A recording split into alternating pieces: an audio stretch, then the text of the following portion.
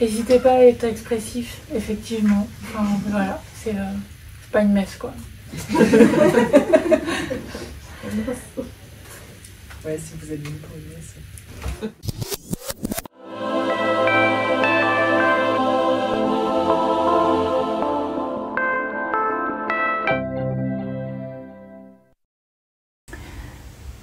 Au sein de chaque communauté, on se passe discrètement les noms des médecins bienveillants et des médecins à éviter. On se prévient aussi des médias à qui ne pas parler et des journalistes cool. Et le bruit circulait déjà. Et Hervé, tu peux y aller. J'ai été à l'aise immédiatement. Je me suis confiée parfois plus que je le pensais. Et le résultat était toujours complet et respectueux. C'était avant sa transition, avant son changement d'identité. Et on comptait à l'époque Ellie dans les bons alliés. Pardon. Non, c'est le but. Il y a 3 sortes d'alliés de la transidentité. Il y a les alliés autoproclamés, tout en parole, sans trop d'action. Il y a les alliés qui assassinent les influenceurs transphobes, sans réfléchir. On voudrait être reconnaissante, mais il nous met collectivement bien dans la mouise. Et puis il y a les vrais bons alliés, consciencieux, bienveillants, efficaces, et qui finissent par transitionner. Oui. Je suis heureuse d'accueillir Ellie dans Les Villes Invisibles, fantastique librairie féministe dans le vignoble nantais, et de l'accueillir dans ce nouvel épisode du podcast Nos Voix Trans. C'est le meilleur des invités pour reprendre les enregistrements. Merci beaucoup à vous d'être venus rencontrer Ellie avec nous. Cette soirée est enregistrée, donc ça inclura vos questions si vous en avez. Au moment de prendre la parole, précisez à voix haute si vous ne voulez pas que votre voix apparaisse dans l'enregistrement, on la doublera. Et c'est parti. Bonjour Ellie. Bonjour. On va commencer par un rituel dans le podcast Nos Voix Trans, qui sont une série de questions que j'ai posées à tous mes invités. Et puis après, on parlera du livre. Quand est-ce que tu as découvert le concept de transidentité ? Oula, comme allié, du coup. Moi, j'ai commencé à m'intéresser aux questions trans en 2017-2018 à peu près. Okay. Et c'est un peu drôle ce que tu disais, parce qu'effectivement, il y a ce côté, ça me passionnait, mais je comprenais pas pourquoi. Et du coup, il m'a fallu attendre 2020, bizarrement, comme à peu près beaucoup de personnes trans à ce moment-là, pour réaliser qu'en fait, si ça me touchait autant, c'est peut-être parce que j'étais moi-même concernée. Et quelques années de plus pour réussir à m'affirmer et à envoyer balader tout le monde aussi. Comment t'as fait le lien ? C'est en confinement et t'avais que ça à réfléchir ou... Alors non, parce que moi, du coup, en tant que journaliste, surtout sur les questions de santé, le confinement, je l'ai pas du tout passé enfermé. Okay. J'étais tout le temps dehors. Mais c'est plutôt à force d'entendre des personnes m'en parler, et surtout, moi, enfin, du coup, en étant trans et non-binaire, c'est compliqué, parce qu'on m'avait toujours dit qu'il y avait que 2 genres. Voilà. Oui, ça fait rire encore aujourd'hui, mais on va pas. Voilà. Pour l'administration française, il y a officiellement que 2 genres actuellement. Tout à fait. Et en fait, on m'avait dit que la non-binarité, c'est comme être bi, quoi. C'est juste une façade entre les deux. Et du coup, moi, j'étais persuadée que je ne pourrais jamais exister entre les deux, ou ni l'un ni l'autre, ou être dans une autre logique. Et en fait, c'est peu à peu, quand j'ai commencé à avoir des adelphes non-binaires, qui ont commencé à m'en parler, à me dire qu'en fait, c'était quelque chose qui existait, qu'être trans, c'était pas forcément avoir accès à des opérations, pas forcément vouloir des hormones, et qu'en fait, la transidentité, la transitude, c'est aussi être juste trans et se définir en dehors de ce qu'on nous a imposé à la naissance. Comment c'est passé, si tu veux en parler, ton coming out à tes proches ? Mes amis, ça n'a pas été un sujet. Enfin, voilà, j'ai juste dit à un moment donné, en 2020, du coup, sur une plage, moi je crois que je suis pas une femme, et elles m'ont toutes dit, ouais d'accord, on va se baigner, et ça s'est arrêté là. Okay. Donc sur le moment, ça m'a fait beaucoup de bien, je dois reconnaître, parce que ce soit un non-sujet, ça veut dire que ça me laissait l'espace d'exister tel que j'étais. Et après, pour le reste de mes proches, disons que mes parents, ça s'est très mal passé. Mais bon, ça c'est assez commun aussi dans la commu, d'avoir de mauvais relationnels avec ses parents. Moi, ma mère m'a dit que j'étais un extraterrestre. Voilà. Et du coup, on se parle plus. Et pour les rédactions, ça a été aussi... Il y a certaines rédactions avec lesquelles ça s'est très bien passé. Et c'est des rédactions avec lesquelles je m'attendais pas à ce que ça se passe bien. Et d'autres rédactions avec lesquelles ça s'est très mal passé. Et pour le coup, qui étaient plutôt classées à gauche. Okay. Et ça m'a un peu énervée. Donc il y a eu vraiment 3 stades de coming out. Il y a eu le cercle proche, la famille et le travail. Voilà. Et ça s'est fait sur 4 ans du coup, puisque j'ai changé officiellement de prénom dans les rédacs il y a 1 an. D'accord. Ouais. Est-ce que tu veux nous parler de tes différentes transitions sociales, administratives, médicales ?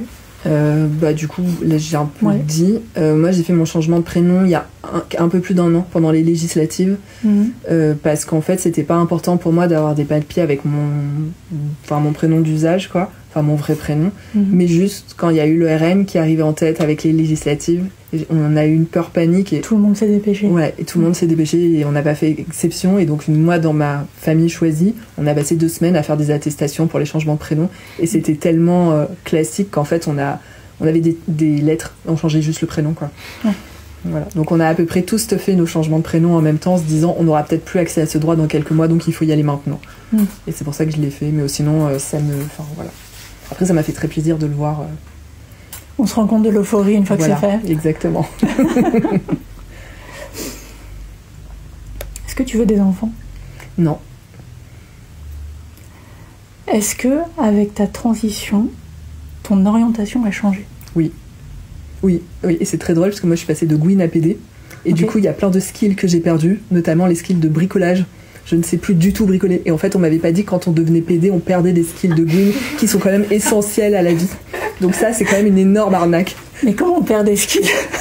Je sais pas. Je sais pas. Je me suis brûlée en faisant du bricolage. Jamais ça me serait arrivé avant d'être... quand j'étais Gwyn, quoi. Okay. Donc c'est vraiment une grosse escroquerie, les transitions. Hein. J'ai l'impression de bien m'en tirer, moi.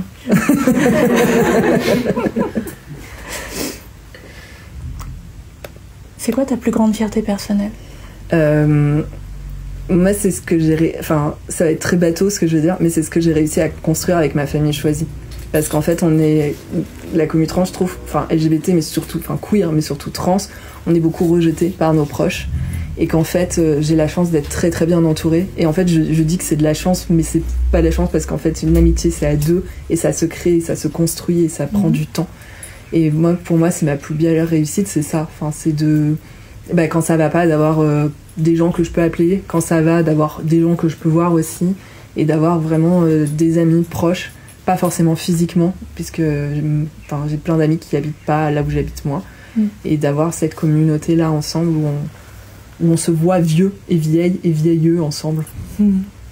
Ouais, et ça, c'est vraiment... Je pense que, surtout dans une société hétéropatriarcale qui fonctionne sur un modèle unique de couple, c'est vraiment trop beau de pouvoir créer autre chose, et des communautés d'amis, c'est magnifique. Tu fais déjà les réponses. D'habitude, c'est toi qui me réponds. Hein. Aujourd'hui, c'est moi qui pose les questions, c'est cool. Hein, ouais. C'est pas du tout intimidant. D'habitude, dans mes questions à ce moment-là, je pose des questions sur un parcours militant. Mais là, Ellie est journaliste et c'est important de ne pas le considérer comme un militant. Et du coup, je voudrais te laisser la place d'expliquer comment tu es un journaliste et pas militant. Ok. Alors en fait, le terme militant, moi je suis militant mais à côté. Ce livre n'est pas un livre militant dans le sens où c'est une enquête journalistique qui répond aux normes journalistiques qu'on nous apprend. C'est juste les autres qui respectent pas les normes journalistiques quand elles parlent de personnes trans, globalement. Et en fait, le terme militant dans le journalisme est galvaudé parce que par exemple, un plateau sur CNews qui parle d'avortement avec que des mecs cis blancs, ça pose pas de problème, c'est ça la norme. Mais nous, en tant que personnes trans, dès qu'on va faire une enquête sur les transphobies, on est considéré comme militant parce qu'on est jugé parti. C'est vraiment les termes qui sont employés. Hein. Et du coup, on peut pas parler librement. Voilà.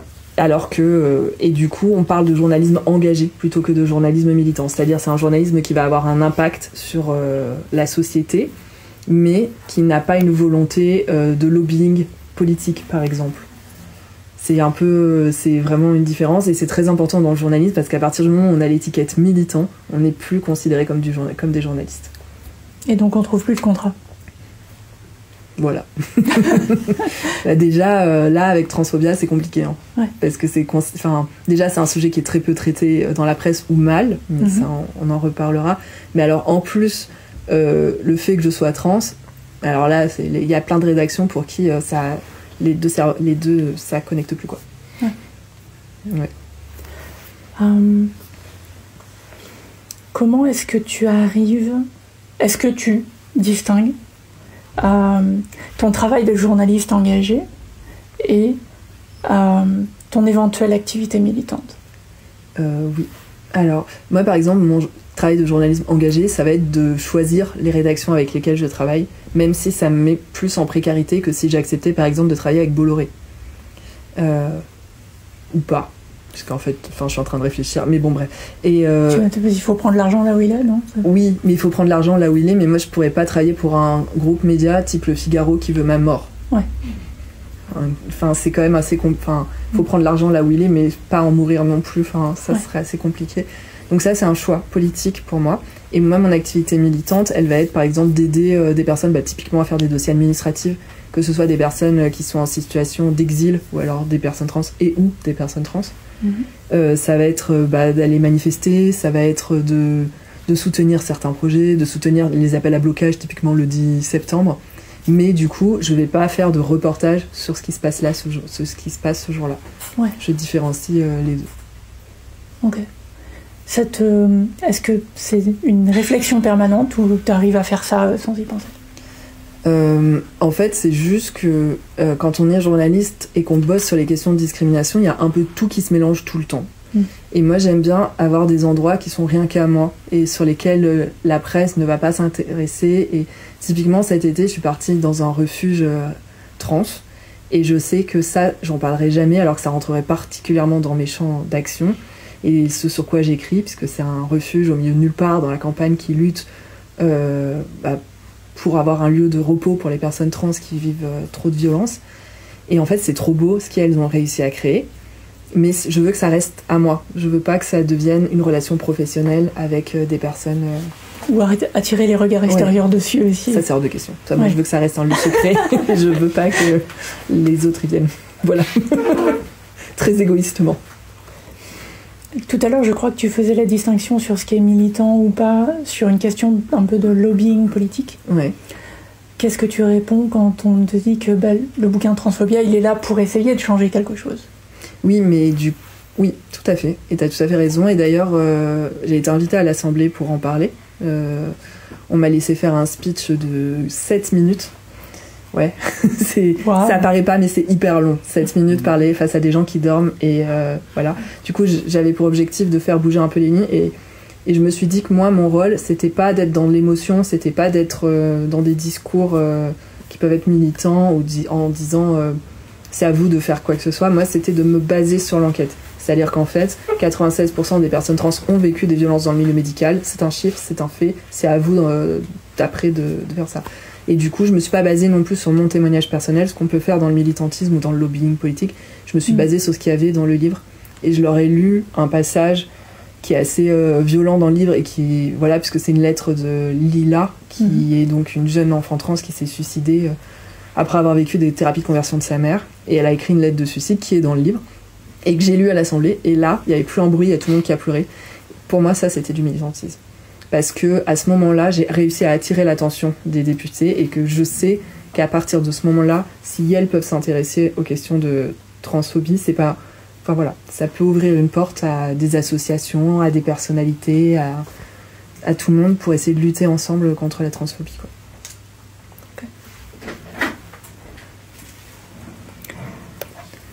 Est-ce que tu veux nous décrire ton livre? Est-ce que tu veux nous vendre ton livre? Je vais le vendre avec des termes. Alors en fait, Transphobia, du coup, c'est la première enquête journalistique sur les questions de discrimination transphobe et de désinformation. Et c'est important de souligner qu'il a fallu attendre 2025 et une maison d'édition énorme, donc Solar en l'occurrence, qui appartient au groupe Editis, pour que ce livre existe. Et c'est fou de se dire que les livres transphobes, par contre, ils sortent beaucoup plus facilement. Et là, cette rentrée littéraire, j'en ai compté 4. Voilà.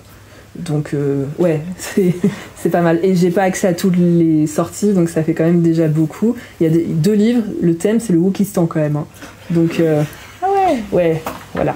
Donc, c'est quand même assez important aussi de souligner à quel point les personnes trans, on n'a pas accès à ce genre de lieu pour s'exprimer. On n'a pas accès à ce genre de médias et de maisons d'édition pour exister.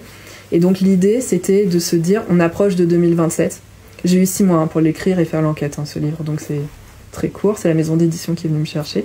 Et donc l'idée c'était de faire un truc très complet qui aborde un maximum de sujets pour que si jamais il n'y en ait pas d'autres qui sortent, il puisse y avoir une base. Ouais. Il n'est pas complet, il y a encore des fautes d'orthographe, j'en suis conscient. Il y a plein de trucs que j'aurais envie de rajouter, là, surtout avec l'actualité, en ce moment, quoi. Mais voilà, l'idée c'était d'avoir des clés de lecture et ce livre il était destiné aussi bien aux personnes trans parce qu'évidemment on n'écrit pas un livre sans les personnes concernées, mais aussi aux alliés pour qu'elles puissent comprendre un peu c'est quoi le quotidien et répondre aussi quand on dit non mais de toute façon tout le monde transitionne aujourd'hui. Voilà, ça représente 2% de la population mondiale, les personnes trans, on va peut-être redescendre.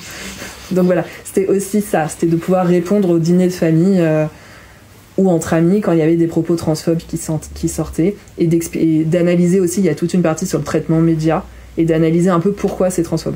Pourquoi quand Charlie Hebdo typiquement fait des dessins horribles de meufs trans, pourquoi ces dessins-là ils sont transphobes et quelles sont les conséquences derrière sur les personnes concernées. Je vais pas vous décrire les dessins de Charlie Hebdo, je pense que c'est pas la peine ici. C'est facile à trouver. Oui, en plus. Le titre, c'est Transphobia, oui. A priori en anglais, oui. Ou peut-être étymologiquement en grec, je ne sais pas. Est-ce que c'est une réponse un peu directe à Transmania ou il y a une autre raison de ne pas la pouvoir appeler avec un titre francophone? Alors c'est un choix de la maison d'édition et moi j'ai pas pu choisir le titre. Okay. Donc moi j'étais pas trop chaud, je voulais l'appeler Cisphobia, je trouvais ça beaucoup plus drôle. Mais la maison d'édition m'a dit c'est pas assez grand public, personne va comprendre le jeu de mots. Tu l'aurais pas vendu aux mêmes personnes en fait. Oui, voilà, mais moi ça me faisait beaucoup rire. Mais en fait le titre, oui, il y avait cette volonté d'avoir un livre qui réponde un peu à la thèse complotiste de Stern et Moutot. Mais en fait ça va beaucoup plus loin parce que le temps que j'écrive le livre, elles ont complètement disparu du paysage médiatique. Et aujourd'hui, elles sont dépassées par l'ampleur de la transphobie actuelle. Donc, c'est pas seulement une réponse. De toute façon, ça peut pas être une réponse à leur livre parce qu'il y a rien dedans, quoi. Ouais. Et puis en plus, elles ont jamais rencontré personne trans vu les prénoms qu'elles ont choisis dans leur livre. C'est pas possible. Ça n'existe pas. Les prénoms? Robert. Et oui, c'est vrai. Robert et Catherine, je suis désolée. Enfin, à un moment donné, déjà, dans les transmasques, c'est un prénom qui fait plus que 2 syllabes, ça n'existe pas. Ellie, Sam, Lou, Sacha. Enfin, quand même, c'est bon, on a des trucs. Ouais. Est-ce qu'il y a d'autres choses que tu voudrais ajouter sur le livre avant qu'on parle à une partie un peu self-care ou est-ce qu'il y a des questions sur le livre? Je peux vous lire un extrait si vous voulez. Okay.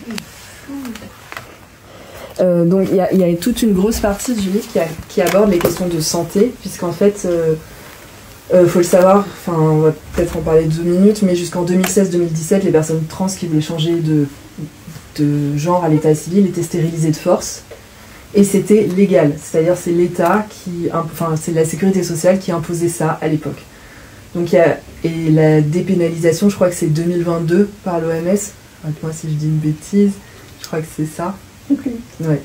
Et donc il y a quand même une grosse tradition en France de violence médicale qui est très institutionnalisée, ce qui fait qu'aujourd'hui 96% des personnes trans ont vécu des violences transphobes dans le milieu du soin, ce qui est incommensurable. Et pendant longtemps, celles qui ont géré je sais même pas comment appeler ça, les opérations...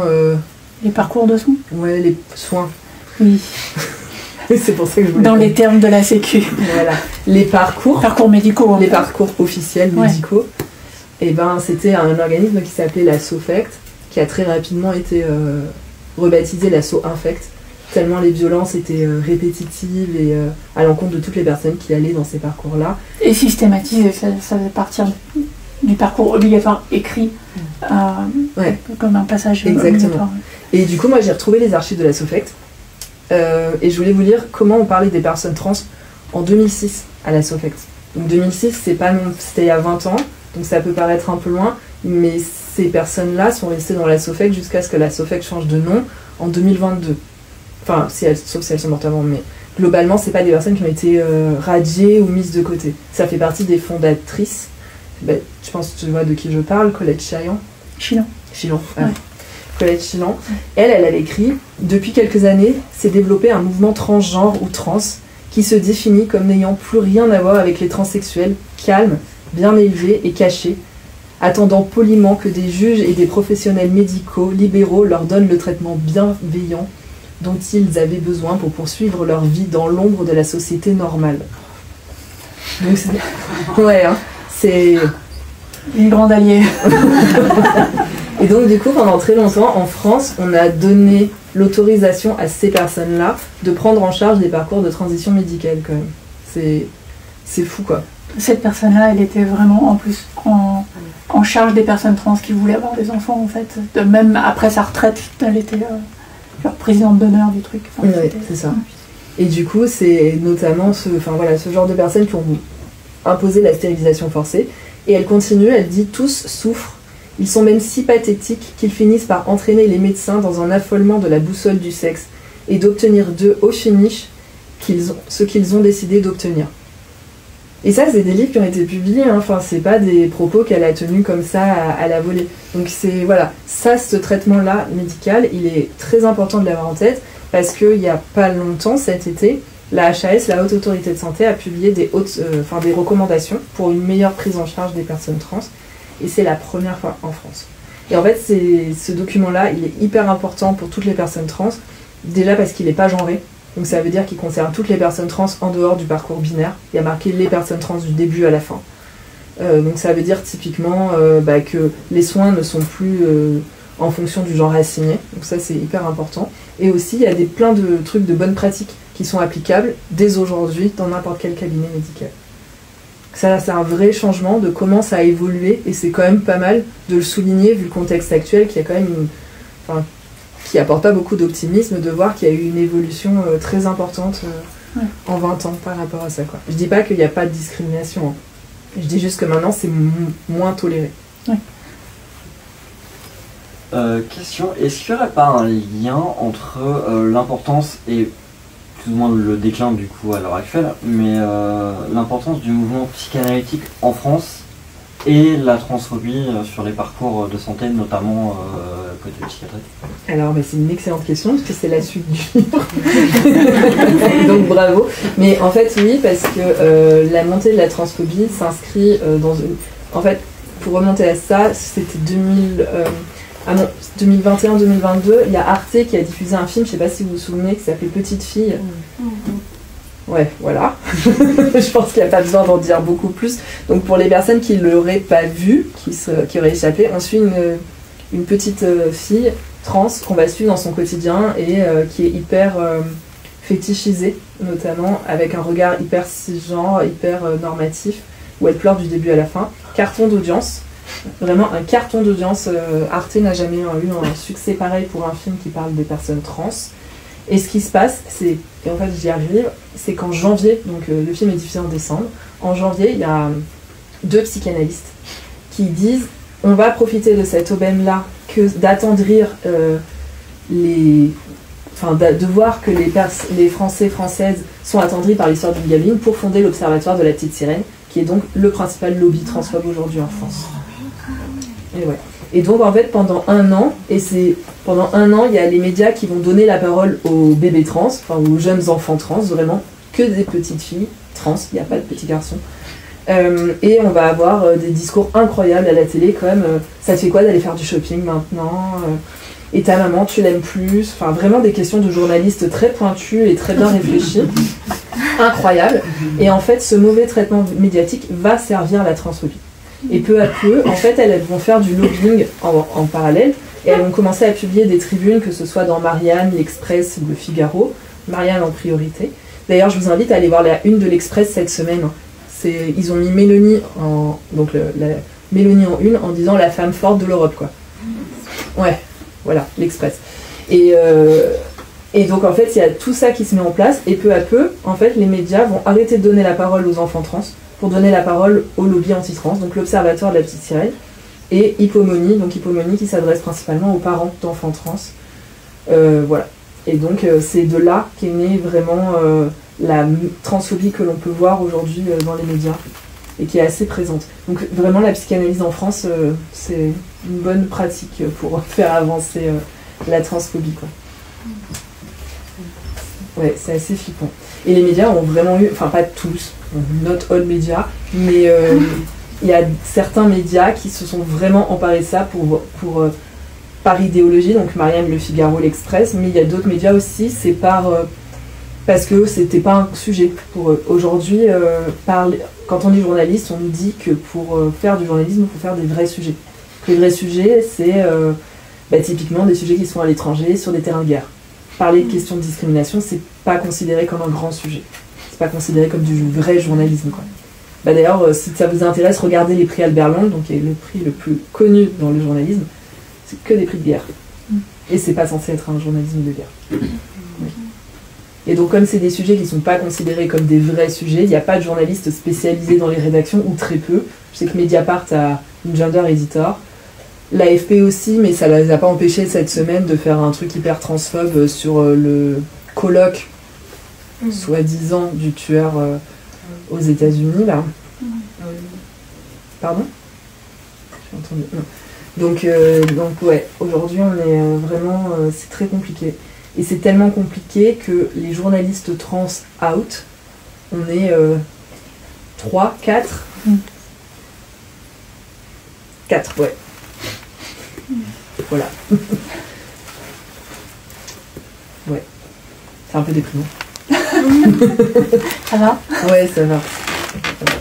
Mais du coup, l'idée aussi dans ce livre, et la partie peut-être la plus politique et celle qui a posé le plus de difficultés à la maison d'édition, c'était la dernière partie qui s'appelle Rêve et famille choisie, et qui permet aussi de montrer qu'être trans, ça peut être des moments joyeux, ça peut être des moments doux. C'est pas juste de la violence, et le problème, c'est pas le fait d'être trans, c'est la transphobie autour, quoi. C'est clairement une partie que j'ai trouvée trop courte. Et dis-toi que ça a été très compliqué parce que la maison d'édition ne voyait pas l'intérêt de cette partie. Ok. Voilà. C'est sans spoiler le livre, qui a un contenu riche, ça se finit bien. Il faut le lire jusqu'au bout. Ouais.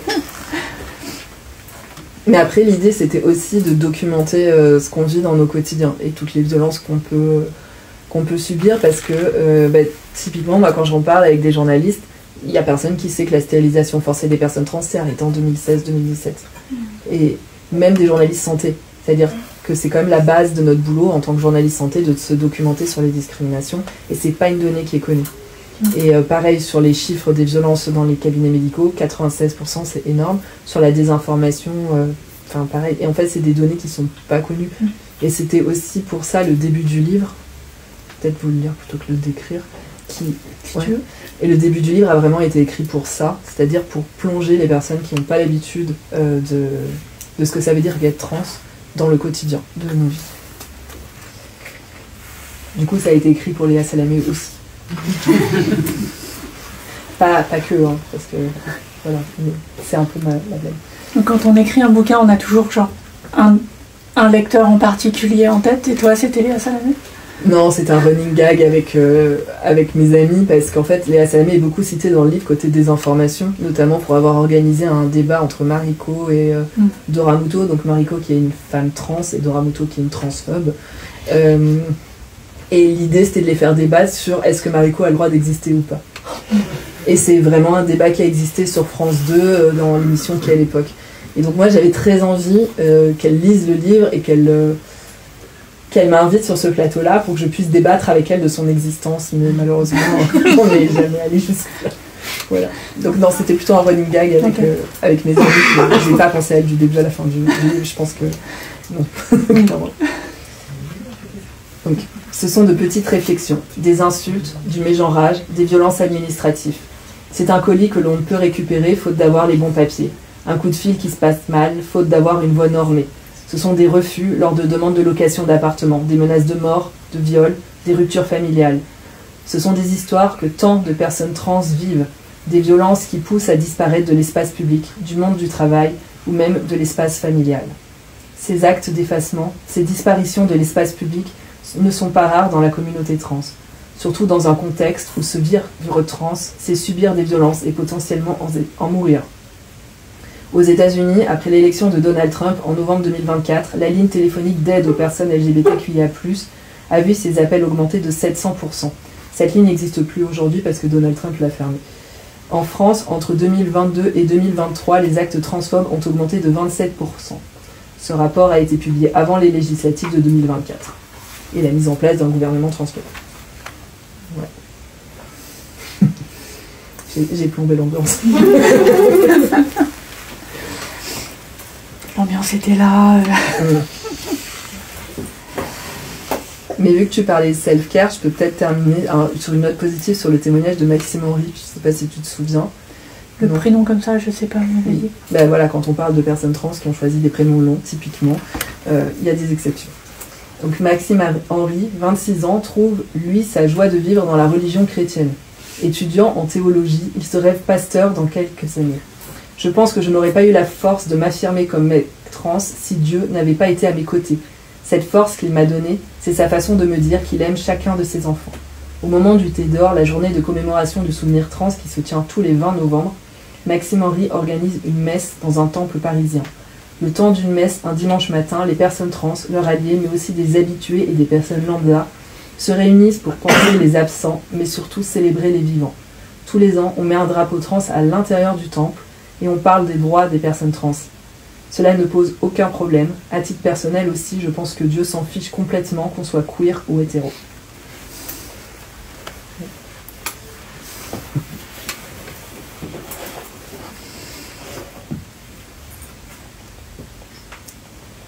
On peut commencer une série de questions sur le self-care, qui est une façon que j'ai de terminer les entretiens avec des personnes trans militantes d'habitude, pour ne pas parler que de choses plombantes, mais de parler aussi de comment est-ce qu'on les survit et comment est-ce qu'on dure.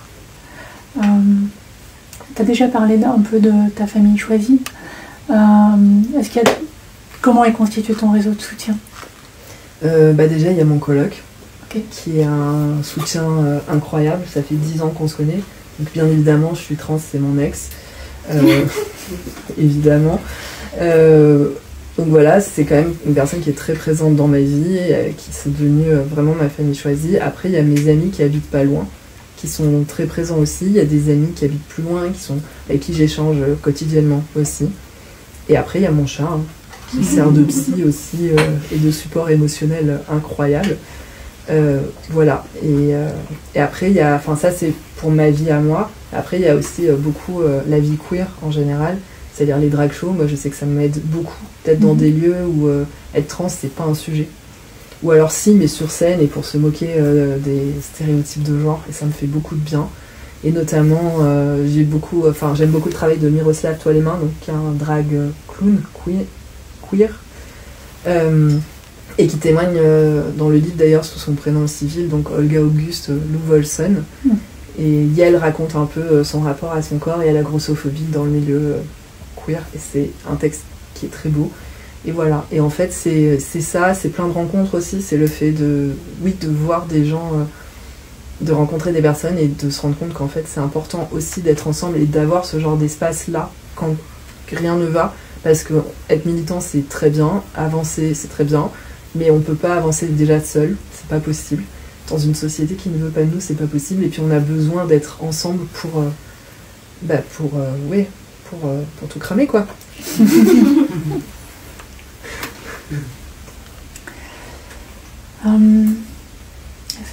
À part les drag shows, d'autres façons de prendre soin de toi? Partir dans des lieux trans, du coup, des lieux de repos, des lieux de refuge. Et puis partir au milieu de nulle part et voir personne aussi, c'est bien. Partir en rando. milieu de nulle part, c'est très très bien. La nature, ça aide beaucoup.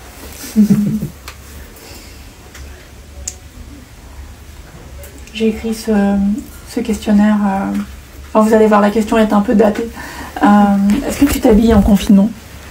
Non. Non, mais même en fait, chez moi, tout simple, je m'habille rarement. Voilà, je fais partie de ces gens-là qui se baladent souvent à poil. Et ce qui est ok, parce qu'on a des limites. Enfin, dans la coloc, ça fait partie des trucs qu'on a vus avant. Bien évidemment, j'imposerais pas une nudité si elle n'était pas choisie des deux côtés. Et du coup, voilà. Donc non, je m'habille pas trop et je suis très bien, très bien comme ça, quoi. Ok. Est-ce que tu te décrirais heureux, fier, fatigué, serein? Bah un peu tout ça, ouais. Okay. Vraiment heureux, parce que ce livre a été très très dur à écrire parce que j'ai quand même plongé dans ce que la société fait de pire aux personnes trans en 6 mois. C'est-à-dire que, ouais, et typiquement, j'ai aussi fait des interviews des personnes transphobes pour écrire ce livre parce que en enquête journalistique, on est obligé de donner la parole au contradictoire. Sinon, plainte en diffamation, etc., etc. Donc voilà. Moi, je disais que je faisais du drag parce qu'à chaque fois que j'allais les voir, je m'habillais en meuf de droite. Donc ça marchait, les personnes me répondaient. Et après, je faisais, ça va mieux. Voilà. Mais du coup, ouais, c'est des stratégies comme ça. Et pour avancer dans ce livre. Mais oui, aujourd'hui, je suis fière qu'il existe et qu'il trouve qu'il trouve son public, quoi. Et je suis fière aussi de ce que j'ai créé et que même si ma vie elle est un peu bancale, on est tellement dans une situation compliquée que si ça tient, moi je trouve que c'est déjà quand même une sacrée victoire, quoi. T'as creusé les trucs les plus déprimants possibles, ouais. En tant que personne trans pour sortir un bouquin qui était certes en 6 mois mais qui s'est construit aussi sur les années précédentes de journalisme. Oui. Et d'interviews que tu as faites. Comment est-ce qu'on envisage un deuxième livre? Il sera sur quoi? On n'envisage pas, déjà on dort. Non, en fait, pour la petite histoire, j'étais déjà sur un livre collectif avant Transphobia qu'on a mis sur pause pour me laisser l'espace d'écrire. Donc du coup, à un moment donné, il va falloir qu'on le rende, ce livre, quand même. Parce que la maison d'édition, pour le coup, c'est une maison d'édition que j'adore, c'est Daron. C'est une maison d'édition militante. Et ça sera sur les violences. Mais du coup, c'est en collectif. Et c'est extrêmement agréable de travailler comme ça, quoi. De pas être seul. C'est vraiment beaucoup mieux. Ouais. Mais il y a eu des victoires quand même avec Transphobia parce que typiquement, à un moment donné, du coup, j'ai parlé de transition et surtout de stérilisation forcée à l'ordre des médecins. Oui. Ouais. La réponse était fabuleuse. La réponse est fabuleuse. La nana donc c'est la femme en charge de la section éthique du Conseil de l'ordre qui me dit « Vous me posez beaucoup de problèmes ». En fait, du coup, c'est mes questions qui posaient problème et pas les stérilisations forcées. Il y a peu, j'ai appris qu'elle n'était plus au Conseil de l'ordre. Voilà. Elle ne s'est pas représentée elle m'a dit pour des raisons indépendantes de ma volonté. J'ai fait oui. Les réponses qu'elle a faites et la façon dont tu as présenté ces réponses, c'est-à-dire d'abord ces réponses du tac au tac, puis ces réponses réfléchies une fois qu'elle a demandé l'autorisation à l'ordre, c'est un peu jouissif à lire. Je recommande ça. Ça, c'est mon côté journaliste. Ça, c'est vraiment le gros point. Ça, c'est vraiment trop bien. Et c'est la grande différence entre les livres de journalistes et les livres de militants ou de personnes qui sont hors du milieu journaliste. C'est que nous, on est obligé de faire le contradictoire. Et du coup, parfois, on se retrouve face à des perles, quoi. Et elle, typiquement, au téléphone, elle comprenait pas ce dont je lui parlais. Et elle m'a demandé, après, de la revoir en entretien. Et elle est arrivée avec un classeur, il y avait 15 pages d'éléments de langage, donc elle était là, attendez. Hein. Et elle tournait les pages, et en fait, c'était ridicule, quoi. C'était vraiment ridicule. Et surtout, ça n'effaçait pas ses premières réponses. Non. Donc on a les deux. Ouais. Oui, parce que moi, je suis un peu bête, du coup, j'enregistre... Et j'enregistre et surtout j'envoie le script derrière à la personne que j'ai interrogée en disant voilà ce que vous avez dit, voilà ce qui sera dans le livre. Et la personne me dit bah non, c'est pas ce que j'ai dit. Et bah si. Et du coup j'envoie l'enregistrement. Et impossible de porter plainte en diffamation dans ce cas-là. Ouais. C'est les stratégies de journalistes. Hein. On fait tous ça. Hein. J'ai rencontré beaucoup de journalistes qui prenaient pas la peine d'envoyer les scripts. Mais... Ah ouais. Ok. Moi, je l'envoie parce que du coup, ça me permet de valider avec la personne et qu'en général, bah voilà, ce qui se passe, c'est que la personne est là, c'est pas ce que je voulais dire, non, c'est... En fait, les personnes trans me posent... Enfin, les transsexuels, enfin, les trans... Enfin, vous, quoi. Ouais. Mais oui, ça, moi, c'est des moments... Mais c'est pareil, à un moment donné, du coup, je suis allée au Sénat pour interroger Jacqueline Eustache-Brignot, donc c'est celle qui a déposé j'allais dire la plainte, mais non, la proposition de loi pour interdire les transitions des mineurs trans, du coup, qui a été écrite par l'Observatoire de la Petite Sirène, donc c'est un lobby qui a écrit cette proposition de loi qui a été adoptée en première lecture. Et ben elle m'a reçue comme si j'étais son amie, et en fait, elle a dit des trucs, j'ai halluciné, quoi. Elle m'a quand même... Je lui ai demandé si elle avait reçu des mineurs trans ou des jeunes majeurs pour écrire cette proposition de loi, et elle me répond, bah non, c'est pas mon rôle de les entendre. Bah, ok, d'accord, très bien. Bon, on va arrêter là l'interview, c'est bon, j'ai ma réponse, quoi. Voilà. Gold. Oui, mais je pense que c'est parce que les gens ne réalisent pas ce qu'ils disent. Et je pense qu'ils sont tellement pas... Je parle à un ou une journaliste et ils réalisent pas que, en fait, t'es pas en train de boire le thé, t'es dans une logique de contradictoire et... Est-ce qu'ils sont aussi tellement certains que leur point de vue est universel qu'ils n'imaginent pas que tu puisses en avoir un autre? Tout à fait. Mais c'est pour ça que je dis que je fais du drag quand je vais les voir, parce que moi, c'est aussi l'objectif. C'est... dans le journalisme, on nous apprend à être fort avec les faibles et faible avec les puissants, donc l'inverse de ce qu'il faudrait faire. Et donc, en fait, moi, c'est vraiment l'objectif, c'est quand je fais du témoignage, enfin des trucs violents que les personnes ont vécu, j'ai aucune raison d'être dans une posture comme ça. Parce que déjà, c'est pas agréable, et puis quand on confie un bout de sa vie, on n'a pas envie d'être avec quelqu'un qui va nous embêter encore plus. En revanche, voilà. En revanche, quand on est avec des personnes qui ont l'habitude de parler à la presse, c'est à nous, journalistes, d'aller chercher plus loin que le discours préétabli et d'avoir d'autres trucs que les éléments de langage, quoi. Coucou, c'est Jenna du montage. Petit point de repère chronologique pour la partie qui va suivre. Ellie m'a interrogée en juin 2021 pour le magazine Têtu dans le cadre de la campagne des élections régionales, puis en juin 2023 pour une série d'articles pour le média Les Jours, et enfin en janvier 2024 pour le livre Transphobia. C'est bien sûr avec mon autorisation qu'Ellie a parlé de moi dans son livre. Voilà, on peut continuer. Je crois que ça peut être le bon moment pour raconter comme je le disais dans l'intro, j'ai été interrogée par Ellie plusieurs fois et pour plusieurs médias différents, à différentes occasions, notamment une interview très, très intimidante parce que je participais à une campagne électorale. Ah oui, c'est vrai, c'est comme ça qu'on s'est rencontrés. Et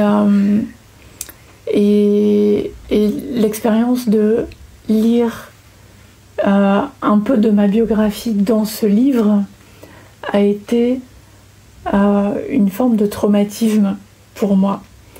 C'est-à-dire que c'était donc 1, 2, 3, 4, 5 ans après les faits, enfin après les interviews, et de lire le point de vue avec du recul de quelqu'un d'autre, avec les mots de quelqu'un d'autre, ce que moi j'avais raconté. Donc j'avais l'impression que c'était pas ma vie, j'avais l'impression que c'était la vie de quelqu'un d'autre à qui il était arrivé des trucs horribles.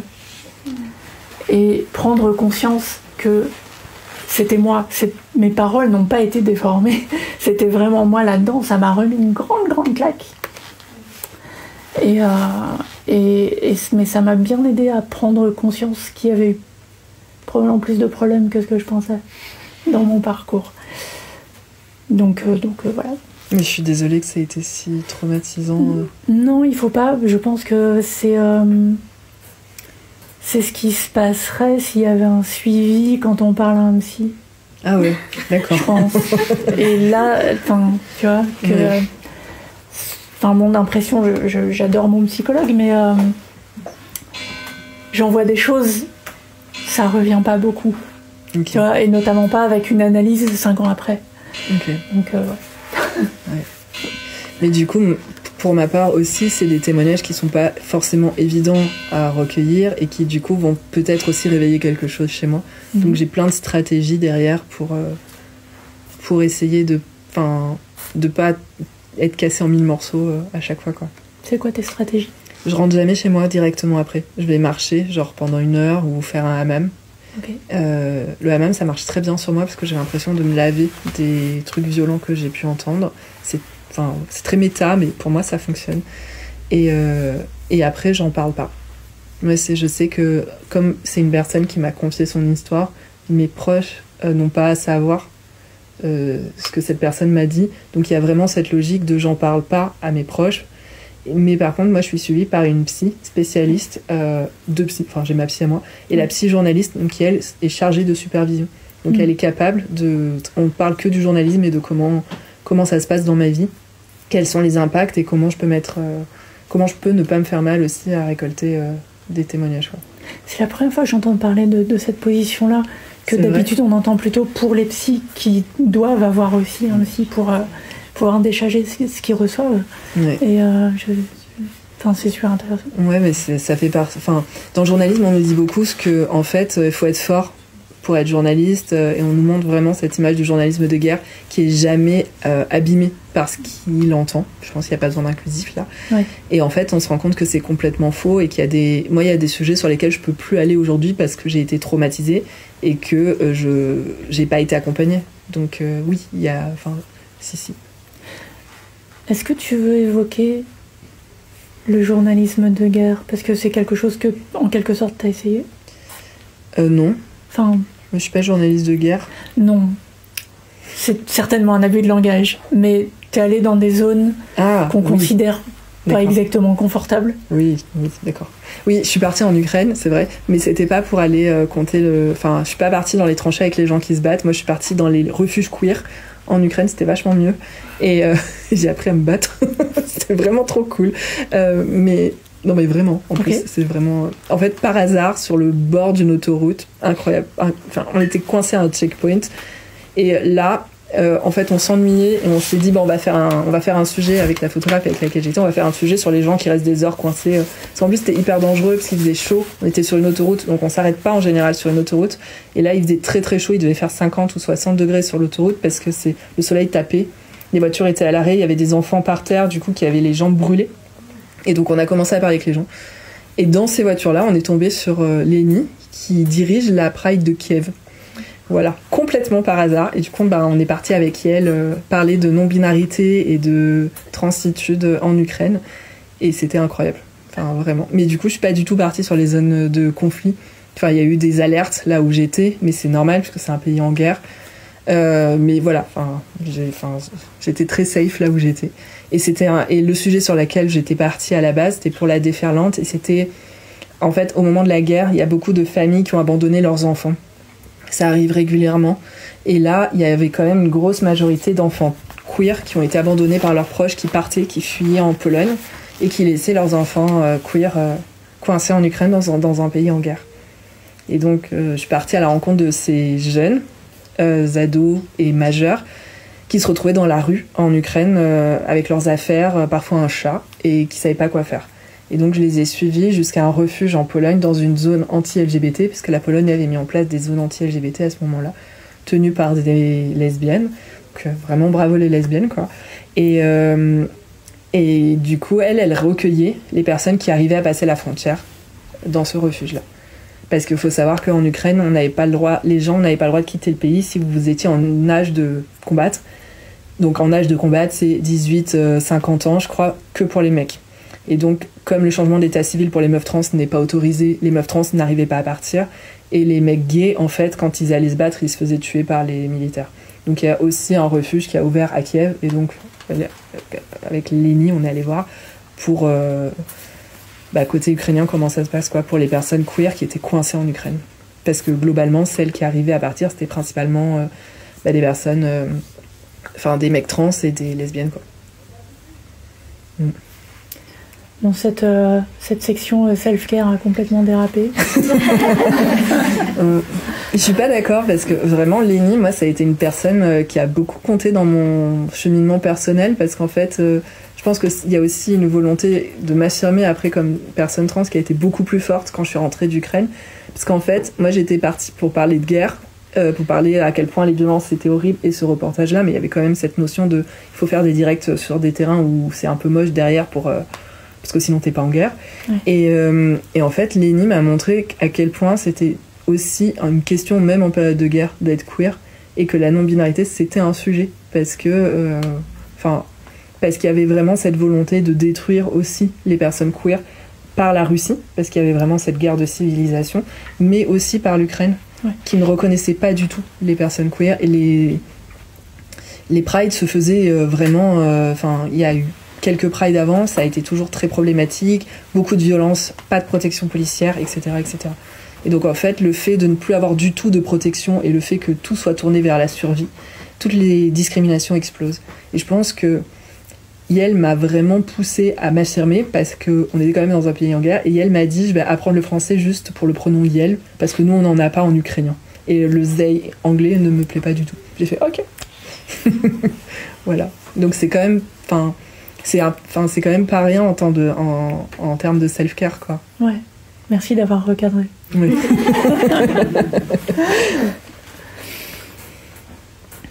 Est-ce que tu as un but dans la vie? Comment est-ce que tu t'imagines vieux? Entouré de plein de chats, donc du coup avec de l'argent, parce que les chats ça coûte cher, et avec des amis, avec vivre en communauté. Ouais. Et bien sûr plus de l'extrême droite au pouvoir. Okay. Tu sais où tu veux fonder ta communauté? Non, pas encore. Je check un peu à droite à gauche. Tu prospectes? Ouais, je prospecte. Bienvenue à Clisson. Oui.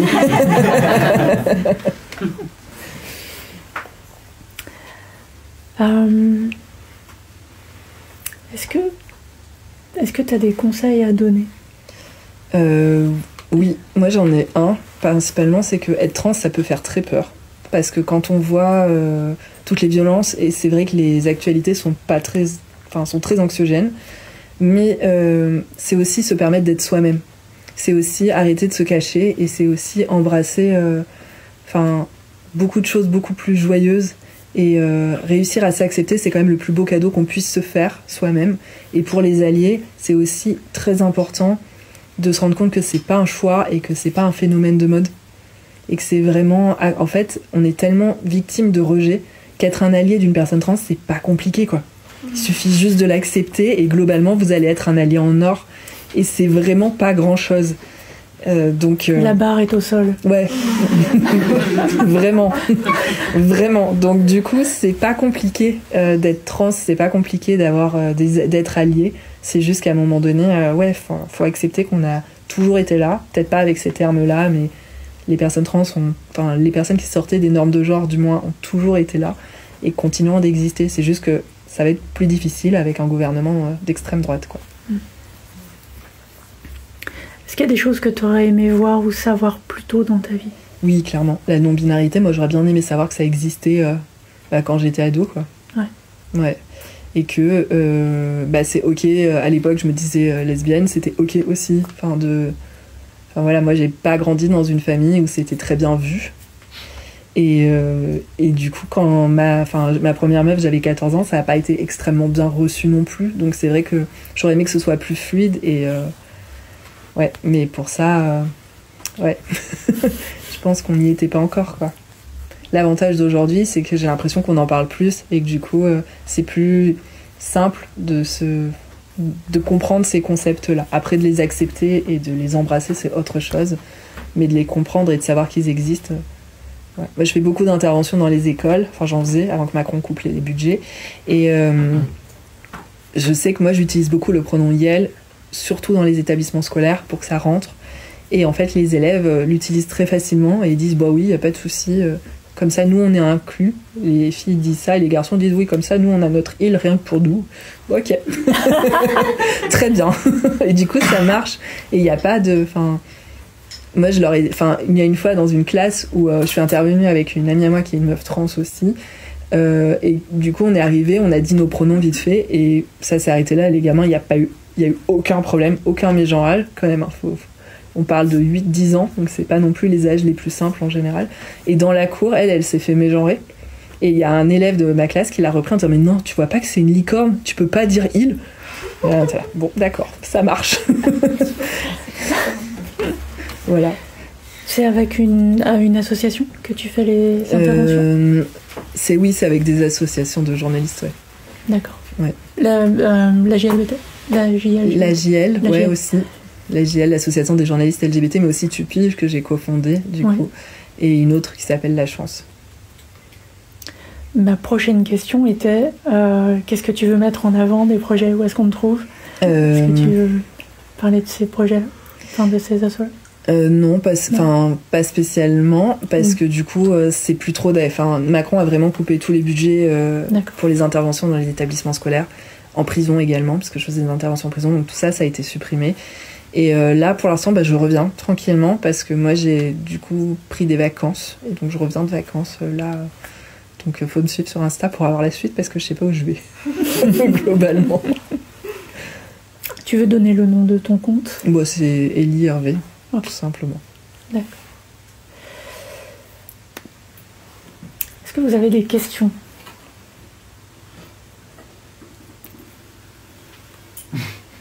Ouais, c'est intimidant.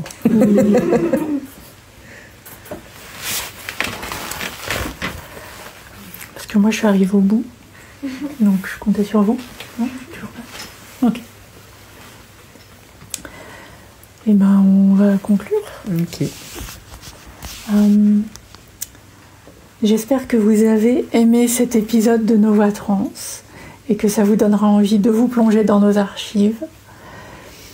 Envoyez vos idées, vos envies, elles sont toutes lues et appréciées. Allez écouter les autres podcasts du collectif Nouvelles Radios Euphoriques sur le site nre.fm.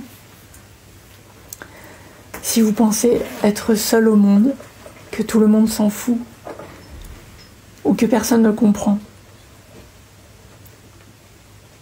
il y a une communauté prête à vous soutenir et qui n'attend que vous.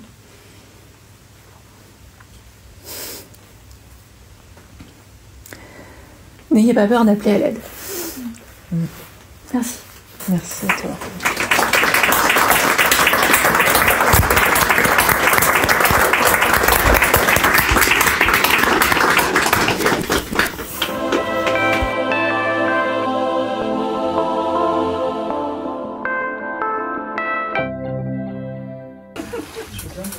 Oui.